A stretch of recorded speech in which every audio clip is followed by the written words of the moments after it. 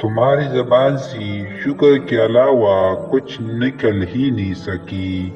اگر تم جان جاؤ کہ کسی جگہ پر اللہ نے تمہیں تھام لیا اور تمہاری کن کن دعاؤں سے اللہ نے تمہیں بچا لیا جب تمہیں خبر بھی نہ تھی۔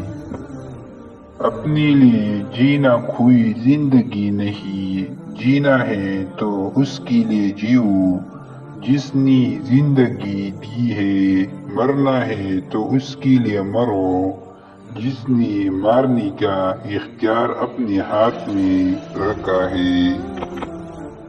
زندگی کو بالکل سادہ اور مختصر گزارو تاکہ قیامت کے دن حساب دینے میں پریشانی نہ ہو۔ اس کی عطا پر شک نہ رکھیے ذرا بھی، کیونکہ اگر آپ اس سے مدد مانگ رہے ہیں تو یقین کریے اس کی مدد آپ کو ضرور نصیب ہوگی۔ جب آپ کا دل اللہ کی محبت سے بھر جائے تب آپ کی ہر بے چینی سکون میں بدل جائے گی۔ اس سے دل لگانا سیکھیں کیونکہ بس وہی محبت کی قابل ہے۔ اس نے کبھی نہیں کہا کہ آپ کیوں آیا ہے، وہ دونوں جہان کا مالک ہو کر مجھ حقیر کا انتظار کرتا ہے۔